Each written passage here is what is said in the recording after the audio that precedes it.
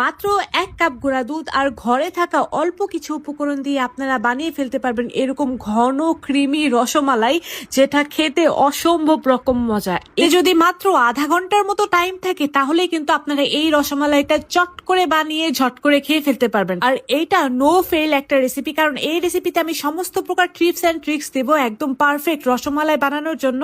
আর আমার এই রেসিপিতে রসমালাই বানালে ছোট ছোট বাচ্চারাও রসমালাই বানাতে পারবে। তো প্রথমে আমি রুম টেম্পারেচারে থাকা একটা ডিম নিয়ে নিয়েছি। ডিম যদি ফ্রিজে থাকে তাহলে আধা ঘন্টা আগে বের করে নিয়ে তারপরে ফেটিয়ে নেবেন। এখন এখানে আমি 1.25 কাপের মতো গুঁড়া দুধ নিয়ে নিয়েছি। আপনারা কিন্তু দেখতেই পাচ্ছেন কাপটা কিন্তু অনেকটাই ফাঁকা আছে, অর্থাৎ কাপটা আমি ভরে নিইনি। তারপর এখানে দিয়ে দিয়েছি 1 চিমটি বেকিং পাউডার। তারপর এখানে দিয়ে দিয়েছি 1 টেবিল চামচের মতো ঘি। তারপর এই সবগুলোকে খুব ভালোভাবে মাখিয়ে ময়ান দিয়ে নিচ্ছি। কে বলেন যে মিষ্টি দুধে দেওয়ার সাথে সাথেই ফেটে যায়? এর একটা কারণ হতেছে গিয়া বেকিং পাউডার। আপনারা যদি বেকিং পাউডার বেশি দিয়ে দেন তাহলে কিন্তু মিষ্টি দুধে দেওয়ার সাথে সাথেই ভেঙে যাবে। সো অল্প একটু বেকিং পাউডার দিবেন, দেখবেন যে আপনাদের মিষ্টি একদম পারফেক্ট হবে, দুধে দিলেও ভাঙবে না। এখন আমি অল্প অল্প করে ডিম দিয়ে ডোটাকে মাখিয়ে নিলাম। আর দেখতে পাচ্ছেন আমার কিন্তু এখানে অনেকটুকুই ডিম বেঁচে গিয়েছে, অর্থাৎ একটু একটু করে ডিম দিবেন আর মাখিয়ে নেবেন।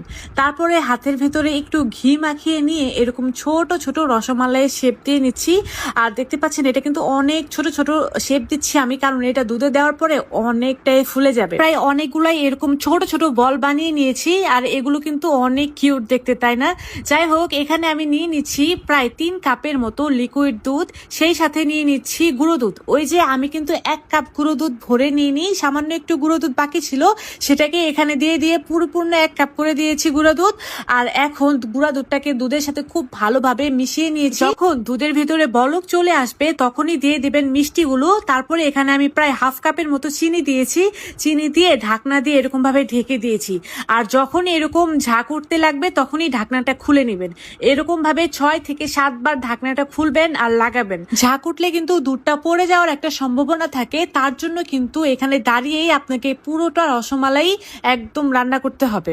তো এটাকে আমি আবারও লাগিয়ে দিচ্ছি। দেখতে পাচ্ছেন আমি যখনই ঝাঁক উঠতে লাগে তখনই কিন্তু আমি ঢাকনাটা খুলে নিই। প্রায় 10 থেকে 15 মিনিটের মতো কিন্তু এটাকে আমি জাল দিয়ে নিয়েছি। মিষ্টিগুলা কিন্তু আমার অলরেডি ফুলে গিয়েছে আর মিষ্টিগুলো আমার হয়েও গিয়েছে।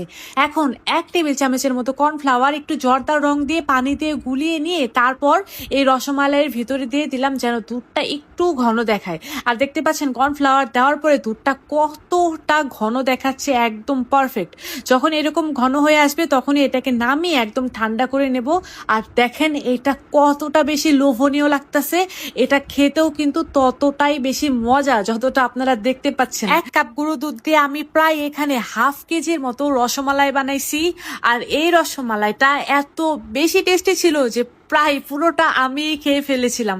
এটা এতটা বেশি দুর্দান্ত ছিল। তিথিস কিচেনের রেসিপিগুলা ভালো লেগে থাকলে অবশ্যই কিন্তু রেসিপিটা শেয়ার দিয়ে আপনাদের টাইম লাইনে রেখে দেবেন, যেন পরবর্তীতে দেখে দেখে বানাতে পারেন।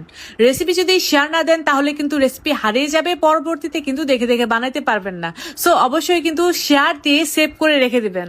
আর দেখতে পাচ্ছেন এটা কতটা লোভনীয় লাগতেছে। আমি জাস্ট একটু আপনাদের এটা কেটে দেখাচ্ছি, এটা কতটা সফট আর স্পঞ্জি হয়েছে, একদম রসে টুইটুম্বুর রসালো রসমালাই। খেতে অনেক টেস্টি ছিল। আমি তাহলে আজ খেতে খেতে বিদায় নিয়ে দেখা হবে পরবর্তী ভিডিওতে। আল্লাহ হাফেজ।